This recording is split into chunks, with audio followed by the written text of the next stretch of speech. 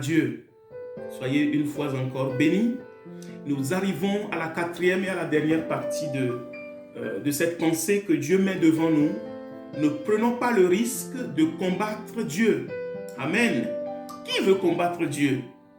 Moi, j'ai pas envie. J'ai pas du tout envie. Amen. Et Saul a essayé, il a vu ce que c'est. Et avec les temps difficiles que nous traversons, Dieu nous appelle à la prière, à l'humiliation et à la repentance. Je veux dire, la première étape face à un problème comme ce que le monde traverse, bien aimé, c'est la repentance. Je parle par sagesse, je parle par expérience, je parle par la parole de Dieu. Amen. Et c'est en cette quatrième partie, nous allons lire une histoire passionnante. Nous allons lire dans 1 Roi chapitre 22. C'est l'histoire du roi Akab, donc le roi d'Israël, donc du royaume du nord d'Israël, quand Israël était divisé en deux parties, et Josaphat, donc son frère, son ami, qui était le roi de Juda. Nous lisons la parole de Dieu. 1 Roi chapitre 22, à partir du verset 1. On resta 3 ans sans qu'il y eut guerre entre la Syrie et Israël. La 3e année, Josaphat, roi de Juda, descendit auprès du roi d'Israël. Ils sont frères, n'est-ce pas? Le roi d'Israël dit à ses serviteurs: savez-vous que Ramoth en Galade est à nous? Et nous ne nous inquiétons pas de la reprendre des mains du roi de Syrie. Et il dit à Josaphat: veux-tu venir avec moi attaquer Ramoth en Galade? Josaphat répondit au roi d'Israël: nous irons, moi comme toi, mon peuple comme ton peuple, mes chevaux comme tes chevaux. Puis Josaphat dit au roi d'Israël: consulte maintenant, je te prie, la parole de l'Éternel. C'est ce que je suis en train de dire depuis le début de cette pensée. Prenons le temps de consulter l'Éternel. Toute personne sensée dira: cherchons l'Éternel, cherchons la face de notre Dieu. Pourquoi la terre peut-elle être aussi frappée d'un seul coup? Pourquoi un tel événement mondial? Pourquoi aujourd'hui tout est fermé? Si tu as de l'argent, tu veux t'acheter une voiture, tu ne peux plus. Les usines de voitures sont fermées. Les usines de fabrication de voitures sont à l'arrêt. Il y a des voitures, mais tout est à l'arrêt. Tu ne peux pas sortir. Peut-être tu veux, je ne sais pas, une nouvelle robe, un nouveau costume, de nouvelles chaussures. Ou peut-être tu veux un nouvel appartement, une nouvelle maison. Eh bien, c'est impossible. Tout est fermé. Tout est à l'arrêt. Quand il y a un problème, le premier réflexe, c'est de consulter l'Éternel. Le temps pour nous aujourd'hui, bien-aimés, c'est de chercher la face de l'Éternel. Et c'est ce que Josaphat va dire au roi d'Israël. Consulte maintenant, je te prie, la parole de l'Éternel. Le roi d'Israël rassembla les prophètes au nombre d'environ 400, notez bien ce chiffre. Et il leur dit: irai-je attaquer Ramoth en Galade ou dois-je y renoncer? En gros, dois-je partir en guerre ou dois-je renoncer à ce projet? Tous les prophètes, les 400, ils lui répondirent: monte et le Seigneur la livrera entre les mains du roi. Mais Josaphat dit, Josaphat qui est le roi de Juda, il faut comprendre que le royaume de Juda, vraiment c'est un royaume qui a la crainte de Dieu. Je fais court, comparé au royaume d'Israël, qui est les 10 tribus du nord. Bien que 400 prophètes sont en train de prophétiser la victoire, 400 prophètes sont en train de sauter, de danser, de dire que vas-y, tu les as déjà, tu les tiens déjà, l'Éternel te donne la victoire. Josaphat a regardé la chose. L'Esprit de Dieu lui a dit: il y a quelque chose qui cloche, il y a quelque chose qui tourne pas rond. Et il va insister. Il dit: y a-t-il encore un autre? N'y a-t-il plus ici aucun prophète de l'Éternel par qui nous puissions le consulter? Alors le roi d'Israël répondit à Josaphat: il y a encore un homme par qui l'on pourrait consulter l'Éternel, mais je le hais, car il ne me prophétise rien de bon. Il ne prophétise que du mal. Il s'appelle Miché. C'est Miché, fils de Jimla. Et Josaphat dit, oh, que le roi ne parle pas ainsi. Vous savez, il y a des gens, ils aiment seulement ceux qui leur racontent de belles histoires.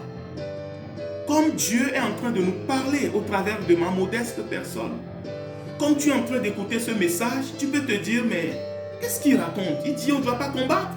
Lui, mais il se prend pour qui? Qui est-il? Eh bien, peut-être, je suis la bouche de Dieu pour vous aujourd'hui. Je dis peut-être. Josaphat dit, y a-t-il encore un prophète de Dieu ici dans ce pays? Y a-t-il encore un serviteur de Dieu par lequel nous pouvons consulter l'Éternel?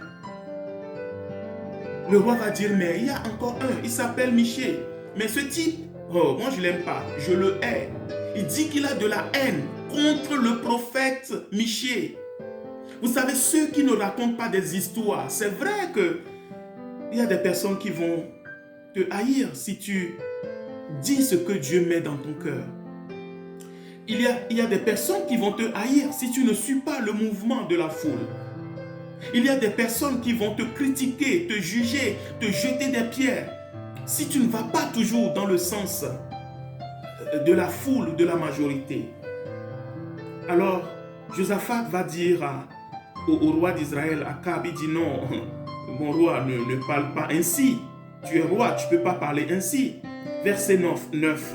Alors le roi d'Israël appela un eunuque et dit, va faire venir Miché, fils de Shimla. Le roi d'Israël et Josaphat, roi de Juda, étaient assis chacun sur son trône, revêtus de leurs habits royaux, dans la place à l'entrée de la porte de Samarie. Et tous les prophètes prophétisaient devant eux. Sédécias, fils de Kenana, s'était fait des cornes de fer. Écoutez bien. Et il dit, ainsi parle l'Éternel, avec ces cornes, tu frapperas les Syriens jusqu'à les détruire. Waouh! Et tous les prophètes prophétisaient de même en disant, monte à Ramoth en Galade, tu auras du succès. Et l'Éternel la livre entre les mains du roi. Sédécias était le prophète en chef. Il s'est fait des cornes, nous dit la parole de Dieu. Il bougeait les cornes, il disait c'est comme ça, tu vas les anéantir. L'Éternel te les a déjà livrés. Et la Bible dit que tous les 400 prophètes, ils prophétisaient la même chose. L'autre criait succès, l'autre disait réussite, l'autre disait percée, l'autre disait tu les as déjà. C'était l'ambiance qui régnait à l'époque à Samarie. Les deux rois, Josaphat d'un côté, Akab de l'autre, étaient assis sur leur trône et ils regardaient ce spectacle. Alors le roi va envoyer une personne pour aller chercher Miché. Verset 13. Le messager qui était allé appeler Miché lui parla ainsi. Écoutez, voici les prophètes d'un commun accord prophétisent du bien au roi. Que ta parole soit donc comme la parole de chacun d'eux. Annonce du bien. Miché répondit, l'Éternel est vivant, j'annoncerai ce que l'Éternel me dira. Alléluia. Vous savez, un vrai homme de Dieu ne suit pas le mouvement général.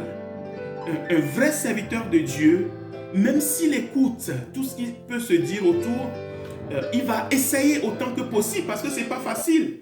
Nous sommes tous influençables. Il va essayer autant que possible de fermer ses oreilles à tout ce qu'il a entendu de gauche à droite. Vous savez, dans mon expérience de pasteur, j'ai appris à fermer mes oreilles auprès de l'église. C'est-à-dire, je ne suis pas un pasteur que tu peux venir voir pour me raconter, par exemple, des histoires qui concernent un frère ou une sœur dans l'église, la vie des gens, ce que telle ou telle personne traverse, que ce soit en bien ou en mal, ou surtout un péché dont tu as connaissance, ou une histoire croustillante, et puis tu vas venir me raconter ça, et puis je vais venir après à la chair, et je vais commencer par apporter la parole de Dieu, en allant dans le sens de ce que j'ai entendu, parce que ce qu'on entend nous influence. La foi vient de ce qu'on entend, n'est-ce pas? Et ce qu'on entend nous influence, parce que les paroles ont une influence. Et si tu ne fermes pas tes oreilles à tout ce que tu peux entendre à gauche, de gauche à droite, eh bien, tu vas être influencé. Et c'est comme ça que même des pasteurs se retrouvent dans des problèmes. Il va venir prêcher un dimanche. Ceux qui ne savent pas, ils vont penser que c'est Dieu qui parle au travers de lui. Mais en fait, c'est l'histoire qu'il a entendue dans la semaine que quelqu'un lui a rapporté sur un frère ou sur une soeur ou sur une famille. C'est ça qui va l'influencer. Il va fabriquer un message, il va apporter un message et qui va en fait culpabiliser. J'ai vu beaucoup d'églises se détruire comme ça parce que les serviteurs de Dieu n'étaient pas capables de fermer leurs oreilles à tout ce qu'ils peuvent entendre de gauche à droite et réellement chercher la face de Dieu.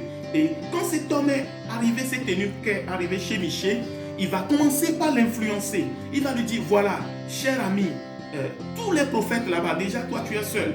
Il y a 400 prophètes, ils sont déjà là. Si tu vas à la place de la ville, l'entrée de la ville, ça chauffe, ça bouge de partout. Les prophètes sont en train de prophétiser la victoire. Quand tu vas arriver là-bas, assure-toi que tu vas aussi prophétiser le bien. Alors Michée lui répondit, l'Éternel est vivant, j'annoncerai ce que l'Éternel me dira. Un homme de Dieu qui craint Dieu ne suit pas le mouvement. Un homme de Dieu qui craint Dieu ne cherche pas la foule. Un homme de Dieu qui craint Dieu cherche la présence de Dieu et la volonté absolue de notre Seigneur Jésus-Christ. Face à chaque problème, chaque situation, il va d'abord aller consulter l'Éternel. Il va toujours aller chercher ce que Dieu lui dit pour savoir ce qu'il va entendre. Nous l'avons vu, je crois, la deuxième partie. Josué il a dit, mon Seigneur, que me dis-tu? Vous voyez, que me dis-tu? Et là, Dieu lui a parlé. Et là, Dieu lui communique. Et là, le Seigneur lui révèle ce qu'il doit faire. Alors, la Bible dit, lorsqu'il fut arrivé auprès du roi, c'est Michée, le roi lui dit, Michée, irons-nous attaquer Ramoth en Galade ou devons-nous y renoncer? Il lui répondit, monte, tu auras du succès et l'Éternel la livrera entre les mains du roi. Suivez bien, verset 16. Et le roi lui dit, combien de fois me faudra-t-il te faire jurer de ne me dire que la vérité au nom de l'Éternel? Verset 17, Michée répondit, je vois tout Israël dispersé. Bien-aimés, comprenez que Michée, il est fatigué, il en a marre de toute cette histoire. Michée ne voulait pas se mêler de cette affaire. Michée voulait rester dans son coin. Michée ne voulait pas ouvrir la bouche. Comme je parle aujourd'hui, certains peuvent penser que je parle parce que j'ai envie de parler. Mais Dieu connaît mon cœur. Voilà. Dieu connaît mon cœur. Dieu connaît mon cœur. Le problème du coronavirus, c'est le problème de Dieu. Ce n'est pas mon problème. Ce n'est pas mon problème. Et le Seigneur m'est témoin. Ce n'est pas mon problème. C'est le problème de Dieu. Mais c'est poussé par l'Esprit que je viens parler, bien-aimé. C'est poussé par le Saint-Esprit que je viens humblement ouvrir ma bouche pour dire ce que Dieu a mis dans ma bouche. Michée va dire, vas-y, tu auras la victoire. Tu veux la guerre, vas-y. Vous voulez combattre, allez en Syrie, allez combattre les Syriens. Dieu vous a déjà donné la victoire. Mais le roi Akab savait très bien que Michée était un homme qui craignait Dieu. Michée était un prophète qui avait la crainte de Dieu. Et au verset 17, il va dire, mais je t'ai pas dit de me dire toujours la vérité? Ce que tu me dis là, j'ai l'impression que tu es en train de botter en touche. Tu es en train de nous dire, tu veux pas de problème. Est-ce que vous me suivez? Le roi va dire, Michée, dis-moi la vérité. Verset 16, le roi lui dit, combien de fois me faudra-t-il te faire jurer de ne me dire que la vérité au nom de l'Éternel? Alors verset 17, Michée va dire, tu veux la vérité? Tu veux réellement la vérité? Est-ce que nous voulons la vérité, bien-aimés? Alors écoutons ce qui va se passer. Michée dit, je vois tout Israël dispersé sur les montagnes comme des brebis qui n'ont point de berger. Et l'Éternel dit, ces gens n'ont point de maître, que chacun retourne en paix dans sa maison. Les gens qui sont partis à la guerre, Ils étaient dispersés. Ils n'avaient plus de maître. Dieu dit, tout le monde à la maison. Verset 18. Le roi d'Israël dit à Josaphat, ne te l'ai-je pas dit? Il ne prophétise sur moi rien de bon. Il ne prophétise que du mal. Vous voyez, quand quelqu'un est aveuglé spirituellement, quand quelqu'un lui dit la volonté de Dieu, la pensée de Dieu, il va dire il est contre moi. Quand quelqu'un lui dit la pensée de Dieu, il va dire mais il me prophétise du mal. Les gens veulent aller en guerre. Michée, il vient en gros, il dit ne partez pas en guerre. Parce que l'Éternel n'est pas dans cette affaire. Eh bien, Akab est fâché. Il dit, vous voyez, moi je veux partir en guerre. Lui vient me dire, vous voyez ce monsieur, je vous ai dit, il ne me prophétise jamais rien de bon. Quand on est aveuglé, bien-aimé, quand Dieu nous parle, moi, ma prière, bien-aimé, avec mes collègues pasteurs, ma prière avec l'église avec laquelle nous sommes, nous prions, nous voulons que la lumière de Dieu luise. Nous prions que les yeux du peuple de Dieu puissent s'ouvrir.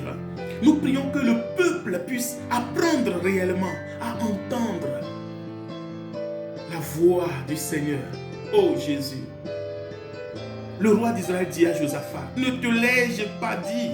Il ne prophétise sur moi rien de bon. Il ne prophétise que du mal. C'est faux. Et Michée dit, écoute donc la parole de l'Éternel. J'ai vu l'Éternel assis sur son trône et toute l'armée des cieux se tenant auprès de lui, à sa droite et à sa gauche. Et l'Éternel dit, qui séduira Akab pour qu'il monte à Ramoth en Galade et qu'il y périsse? Ils répondirent l'un d'une manière, l'autre d'une autre. Et un esprit vint se présenter devant l'Éternel et dit, moi, je le séduirai. L'Éternel lui dit, comment? Et l'esprit répond, je sortirai, répondit-il, et je serai un esprit de mensonge dans la bouche de tous ces prophètes. L'Éternel dit, tu le séduiras et tu en viendras à bout. Sors et fais ainsi. Et maintenant, voici, l'Éternel a mis un esprit de mensonge dans la bouche de tous tes prophètes qui sont là. Et l'Éternel a prononcé du mal contre toi. Alors Sédécias, donc le prophète en chef, fils de Kenana, s'étant approché, frappa Michée sur la joue, lui donnant une claque. Il y a des histoires dans la Bible. Il lui donna une claque et dit, par où l'esprit de l'Éternel est-il sorti de moi pour te parler? Michée répondit, tu le verras au jour où tu iras de chambre en chambre pour te cacher. Le roi d'Israël dit, prends Michée et amène-le vers Amon, chef de la ville, et vers Joas, fils du roi. Donc, ils ont mis Michée en prison, ainsi de suite. Et si vous lisez tout le chapitre, vous allez voir que dans leur entêtement, ils vont partir à cette guerre et le roi d'Israël, Akab, il va être tué. Même son ami, le roi de Juda, donc Josaphat, il a frôlé la mort parce qu'il s'était habillé un peu comme si c'était lui le roi d'Israël. Akab était mort dans cette guerre. Il y a eu beaucoup de pertes, beaucoup de morts. Et le peuple était dispersé et les gens sont rentrés chez eux à la maison bredouille. Qu'est-ce que nous pouvons retenir, bien-aimés, de cet enseignement? La première chose, c'est que nous devons faire attention avec qui nous nous associons pour aller à la guerre. Je parle du combat spirituel. La Bible dit de ne pas imposer, c'est Paul qui conseillait son disciple Timothée, de ne pas imposer les mains par précipitation, de peur de ne pas participer au péché de quelqu'un. Comment tu peux juste imposer la main à quelqu'un et tu participes à son péché? C'est ce que nous voyons ici. Il y a des gens, il ne faut pas les suivre pour aller en guerre. Si un pasteur te dit, viens, joins-toi à moi, nous allons faire ceci, nous allons faire cela. Si Dieu ne te donne pas l'accord, si Dieu ne te donne pas l'autorisation, n'y va pas. N'y allez pas. Si on vous dit, faites ceci, faites cela, suivez-nous, nous allons faire ceci, et Dieu nous a inspirés, lançons-nous dans telle bataille. Si Dieu ne te convainc pas, voilà mon propos, si Dieu ne te donne pas l'assurance de te jeter dans une bagarre, n'y va pas. Josaphat, là, est parti dans une guerre à laquelle il n'avait normalement pas le droit de participer. Josaphat est associé avec Akab, qui était un roi vraiment corrompu, qui ne craignait pas Dieu, qui n'obéissait pas à la parole de Dieu, qui s'était entouré de troupes, de faux prophètes, etc. Sa femme, n'en parlons pas, etc. Donc, tous ces gens, c'est des gens vraiment un peu particuliers. Vous comprenez? Donc, ce n'était pas quelqu'un à suivre pour aller à la guerre, mais juste par désir de plaire, vous comprenez? Juste par des alliances. Voilà, il faut que je sois bien avec mon ami. Ah, lui, c'est mon ami. Oh, c'est mon ami depuis 20 ans. Oh, ce pasteur, je l'aime bien. Bon, il faut quand même que je le suive. C'est un ami. Je ne peux quand même pas le laisser tout seul. Non, si Dieu dit non, il a dit non. Si Dieu ne t'autorise pas à faire quelque chose, ne le fais pas. Voilà mon propos. Josaphat est parti dans cette guerre. Il a failli mourir. Si vous lisez tout le chapitre, on a failli le tuer à la place du roi d'Israël. Faites attention. Sinon, vous allez mourir à la place de quelqu'un d'autre. Ce n'est pas mon désir pour toi. Tu vois? Tu peux dire, oh, il est un prophète du mal. Non, je ne suis pas prophète du mal. Je prêche pour sauver les vies. Et je prie que ceux qui écoutent cette parole, leur cœur soit touché. Si ce n'est pas clair, allez prier. Demandez à Dieu si c'est Dieu réellement qui parle au travers de moi ou si je parle par moi-même. Et ils sont partis à cette guerre. Josaphat n'a pas à s'associer avec Akab. Deuxièmement, en fait, cette guerre, c'est Dieu qui l'a voulu. Écoutez l'histoire. La Bible dit que Dieu voulait en finir avec Akab. Dieu voulait mettre fin au règne de Akab. Et la Bible dit que l'Éternel, Michée dit, j'ai vu l'Éternel assis sur son trône. Et j'ai vu tous les fils de Dieu se présenter devant lui. Vous savez, au ciel, il y a un spectacle que nous ne pouvons même pas imaginer. Au ciel, il y a un spectacle que nous ne pouvons même pas imaginer, même dans notre imagination la plus poussée. Devant Dieu, il y a esprit et esprit. Devant Dieu, il y a des myriades et des myriades d'esprits. Devant Dieu, il y a des conseils. Dieu te conseille, Dieu tient conseil, Dieu réunit son conseil. Quand Dieu veut régler un problème, les esprits viennent seulement se présenter devant lui. La Bible dit que cet esprit qui est descendu, c'est un esprit de mensonge. Dieu dit, comment je peux en finir avec Akab? La Bible dit, l'un répond d'une manière, l'autre répond de l'autre. Alors verset 21, il y a un esprit qui vient. Oh, il y a un esprit qui vient. La Bible dit, il y a un esprit qui vient se présenter devant l'Éternel. Et il dit, moi je le séduirai. L'Éternel lui dit, comment? Il dit, mais c'est simple. Je vais sortir et je vais être un esprit de mensonge dans la bouche de tous ces prophètes. C'est-à-dire que cet esprit dit, moi je vais y aller et je vais mettre le mensonge dans la bouche de tous les 400 prophètes de Akab. Ils vont lui raconter des bobards. Et vous voyez que les 400 prophètes de Akab étaient convaincus que c'est Dieu qui leur parlait. Mais ce n'était pas Dieu qui leur parlait. C'était un esprit d'égarement. Et Dieu voulait que Akab aille à cette guerre pour périr. Suivez mon propos. Imaginez que, alors que Israël était à cette guerre contre les Syriens, et que la guerre commençait par chauffer, et qu'on voyait que Israël est en train de perdre, on voyait que ça commençait par tourner au vinaigre. Imaginez qu'il y a quelqu'un qui dit, oh, allez apporter l'effort, d'amener l'arche. Consultons l'Éternel, demandons à Dieu de nous donner la victoire. Prions l'Éternel, que l'Éternel nous donne la victoire. Si quelqu'un ose faire cela, mes bien-aimés, cette personne va combattre contre Dieu. Je ne sais pas si vous comprenez. Si quelqu'un dit, cette guerre, qu'Israël doit avoir la victoire, qu'Israël doit avoir le dessus, cette personne est en train de combattre contre Dieu. Parce que cette guerre, la finalité, c'est la mort de Akab. Et c'est Dieu qui a décidé que Akab doit terminer son règne de cette façon. Dieu a décrété dans sa souveraineté que c'est fini pour toi, Akab. Et les événements se sont mis en route. Des esprits se sont mis en mouvement. Cet esprit qui parle, il dit, je vais être un esprit de mensonge. Les 400 prophètes entrent en jeu. Michée vient parler. L'esprit de l'entêtement vient. Michée a parlé, mais personne n'a voulu écouter. Ils sont quand même partis à cette guerre. Et au final, Akab était tué à cette guerre. Michée était mis en prison, mais Akab était tué. Ce que Dieu a dit s'est accompli. Personne ne peut lutter contre Dieu, bien-aimé. Ce que Dieu nous demande aujourd'hui, bien-aimé, contre le coronavirus ou le Covid-19, ce que Dieu nous demande, c'est de nous humilier devant lui. Nous ne savons pas ce qui se passe. Si quelqu'un vous dit aujourd'hui que lui, il sait, il comprend, bien-aimé, moi j'ai un doute, voilà. Je ne peux pas vous dire que c'est faux ou si c'est vrai, mais je dis simplement, c'est le temps pour nous de nous humilier devant l'Éternel. C'est le temps pour nous de chercher notre Dieu. C'est le temps pour nous de nous repentir. C'est le temps pour nous de chercher la face de notre Dieu.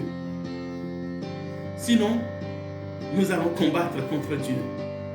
Ne soyons pas, bien-aimés, bornés. Proverbe chapitre 1, verset 32. La Bible dit que la résistance des stupides les tue et la sécurité des insensés les perd. Verset 33. Mais celui qui m'écoute reposera avec assurance.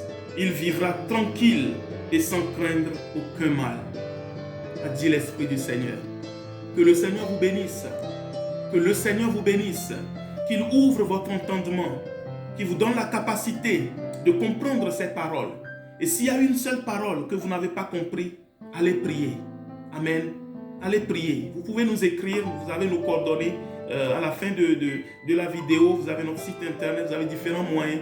Envoyez-nous si vous avez des questions. Et je prie vraiment que l'Église soit encouragée, l'Église soit fortifiée, que votre cœur ne se trouble point, nous dit Jésus dans Jean 14.